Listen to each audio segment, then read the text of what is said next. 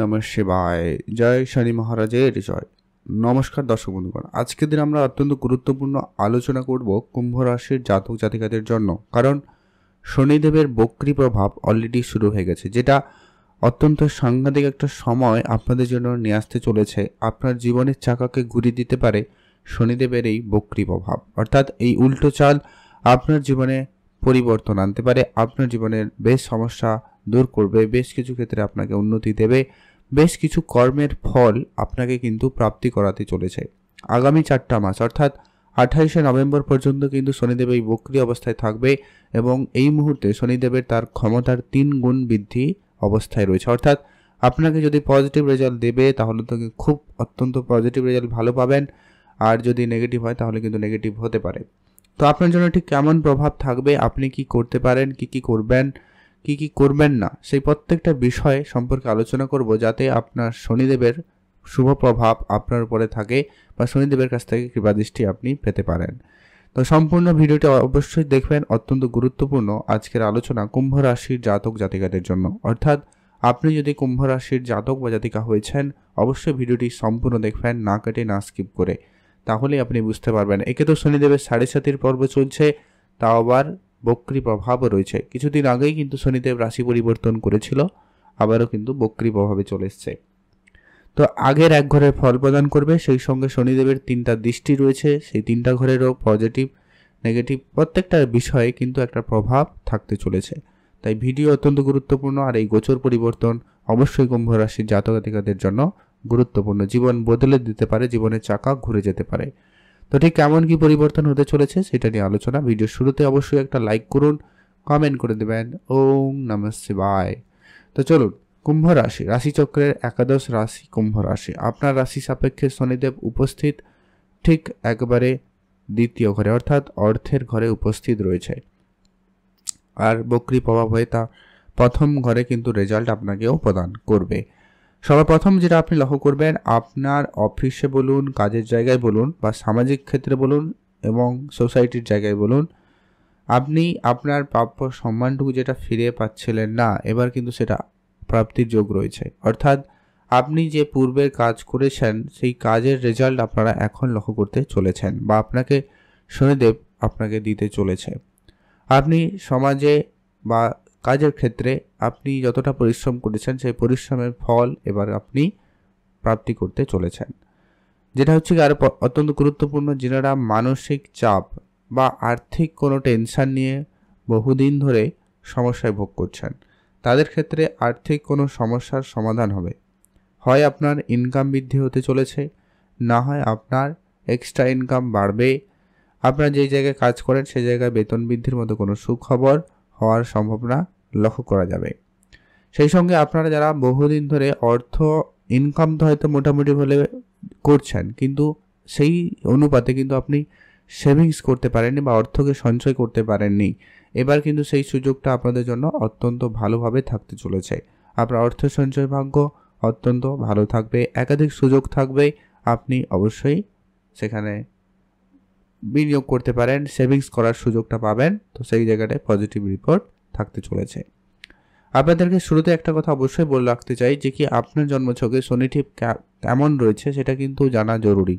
সেখানে শনি কোনো কারণে যেন খারাপ যদি না হয়, যদি কোনো খারাপ গ্রহের সাথে যদি না উপস্থিত থাকে, তাহলে কিন্তু আপনার এই শনিদেবের এই বক্রী প্রভাব আপনার জীবনের চাকাকে ঘোরাবে এবং ভালো একটা পজিটিভ পরিবর্তন দিতে চলেছে।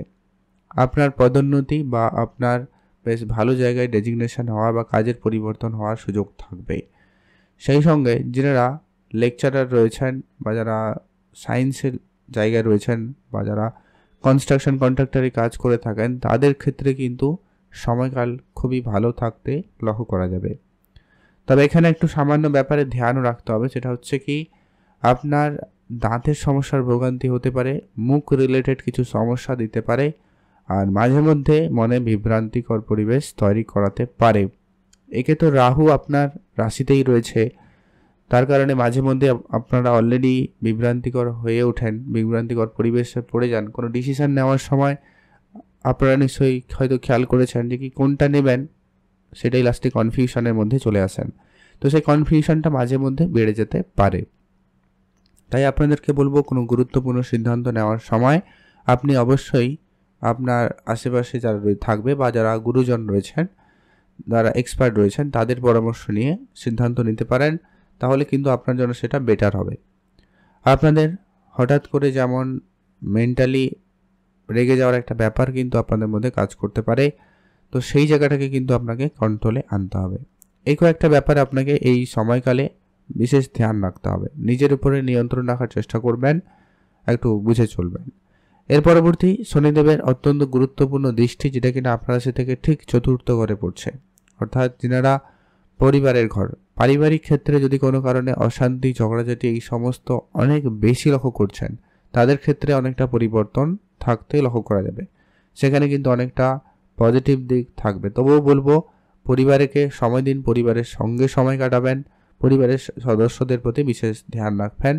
সামান্য কিছু ঝগড়াঝাটি থাকলেও থাকতে পারে, তো খেয়াল রাখবেন। তবে হ্যাঁ, যারা প্রপার্টিতে ডিল করেন বা প্রপার্টিতে ডিল করতে চাইছেন, কোনো জমি জায়গা কেনা কিংবা বেচার জন্য চেষ্টা করছেন, তাদের জন্য সময়কাল খুব ভালো থাকবে। যারা ফ্ল্যাট কিনবেন, তাদের জন্য সময়কাল ভালো। যারা বাড়ি বানানোর পরিকল্পনা নিচ্ছেন, অবশ্যই এগোতে পারেন। সেই জায়গাতে কিন্তু একটা পজিটিভ দিক লক্ষ্য করা যাবে। আপনার অনেক দিনের কোনো ইচ্ছা ছিল কোনো কিছু কেনাকাটা করার, অর্থাৎ কোনো গাড়ি হোক, কোনো ইলেকট্রনিক গ্যাজেট হোক বা কোনো লাক্সারিয়াস জিনিসপত্র হোক, তো সেইটা কিন্তু এবারে আপনারা করার সুযোগটা বেশ ভালো পাচ্ছেন। সেটা কিন্তু আপনাদের জন্য বেশ ভালো সুযোগ এনে দেবে। তবে এখানে একটা বিষয় খেয়াল রাখতে হবে, চতুর্থ ঘরে যখন শনিদেবের দৃষ্টি রয়েছে, চতুর্থ ঘর হচ্ছে মায়েরও ঘর, অর্থাৎ মায়ের হেলথ একটুখানি আপনাকে খেয়াল রাখতে হবে। মাকে নিয়ে আপনার চিন্তা বা মায়ের আপনাকে নিয়ে চিন্তা বৃদ্ধি পেতে পারে, এটা একটু আপনাকে খেয়াল রাখতে হবে। মায়ের হেলথটা ধ্যান রাখবেন। সামান্য কিছু সমস্যা হলেও হতে পারে বা লেগে থাকতে পারে, তাই আপনাকে অবশ্যই সেটা গুরুত্ব রেখে চলতে হবে। এর পরবর্তী যেটা গুরুত্বপূর্ণভাবে আপনাদের জন্য প্রভাবশালী হচ্ছে, আপনাদের পড়াশোনার জায়গাতেও কিন্তু একটা বিশেষ প্রভাব থাকবে। পড়াশোনার জায়গায় মাইন্ড সুইং হওয়া বা পড়াশোনার ক্ষেত্রে কিছুটা ডিলে হয়ে যাওয়া কোনো কিছুতে লক্ষ্য করা যাবে, তো ধ্যান রাখুন। এর পরবর্তী শনিদেবের সপ্তম দৃষ্টি, যেটা কিনা আপনার কাছ থেকে ঠিক অষ্টম করে পড়বে, যার কারণে যেমন আপনার হঠাৎ প্রাপ্তিস্বরূপ কিছু ঘটতে পারে, তেমনি হঠাৎ কিছু ব্যয়ও হতে পারে। সেটা ডিপেন্ড করবে আপনার শনি কেমন রয়েছে, রাহু কেমন রয়েছে।